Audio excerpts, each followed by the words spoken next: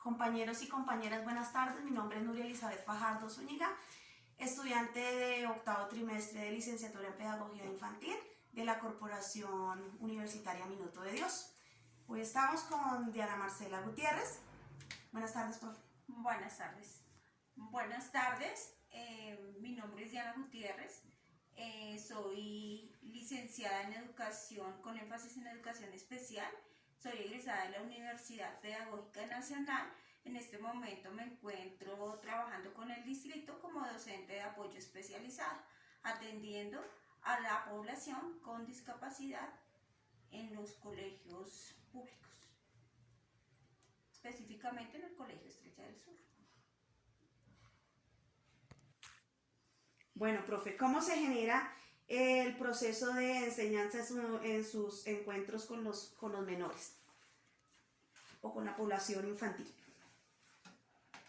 Bueno, el proceso de enseñanza-aprendizaje dentro del aula creo que debes generar unos espacios de confianza y creo que comenzar a establecer esos lazos y esa interacción con los niños debe ser a partir de unos lazos afectivos de una u otra forma que uno siempre los va creando dentro del aula. A través de estrategias que generen motivación frente a las actividades planteadas. Entonces hablamos de niños de 5 años que en este momento se encuentran en grado jardín, en nivel jardín, en donde lo que se busca es trabajar actividades que favorezcan sus habilidades a partir de los 4 pilares. Entonces hablamos de la artística, hablamos del juego, hablamos de literatura y de exploración.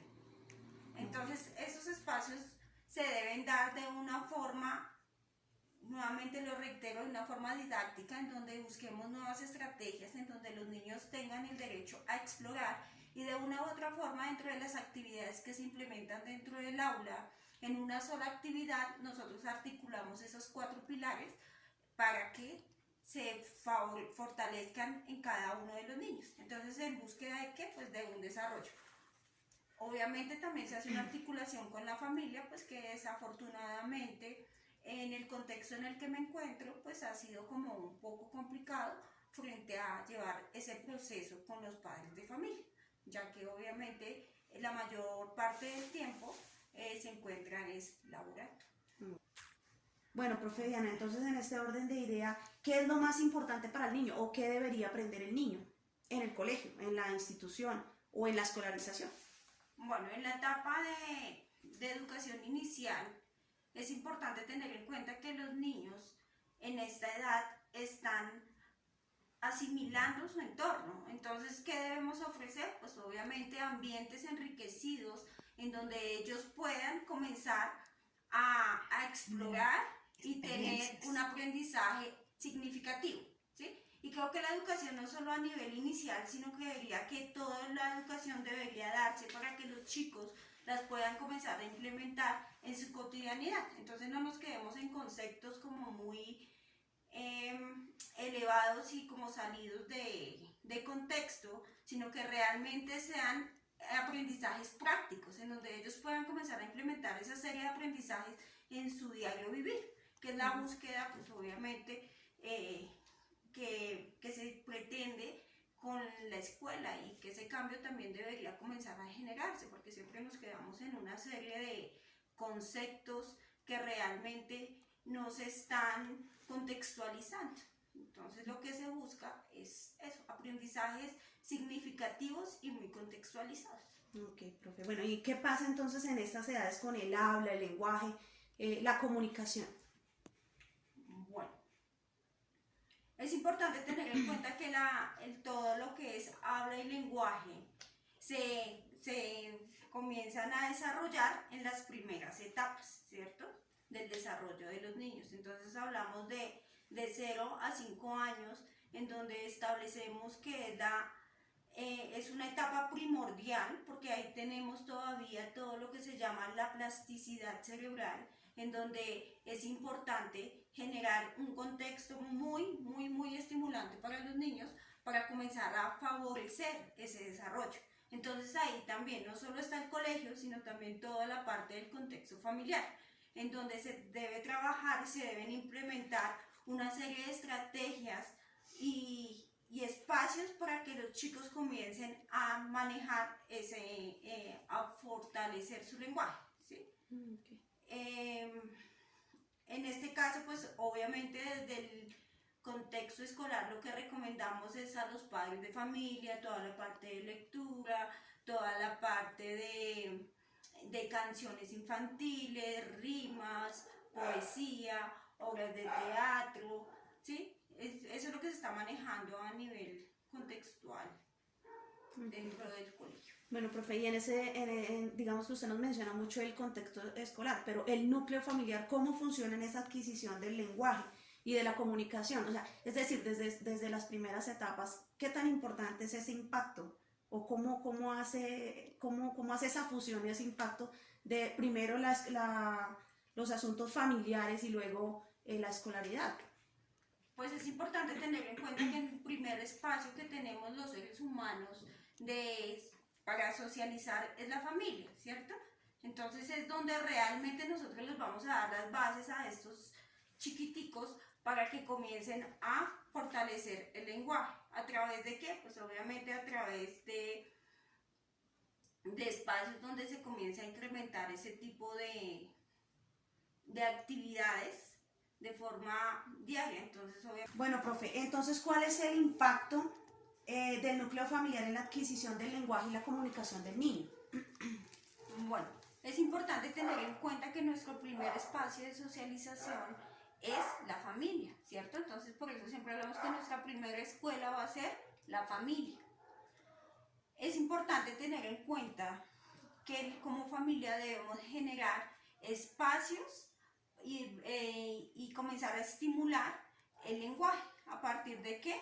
A partir de actividades que no sean como ver televisión, ni estar pegados al celular, sino comenzar a trabajar otros espacios, ir al parque, ir a una biblioteca, podernos sentar en la mesa y podernos relacionar, ¿sí? En donde tengamos esos espacios de familia, que es lo que hemos ido perdiendo poco a poco, en donde hoy en día miramos que nuestros niños cada vez se ven mucho más ensimismados y apartados de la sociedad. Entonces ya no se está trabajando toda la parte de interrelaciones ni la parte social, sino que obviamente todos estos aparatos electrónicos pues no se les está dando un buen uso, sino simplemente lo que estamos haciendo es comenzar a apartarnos de la sociedad.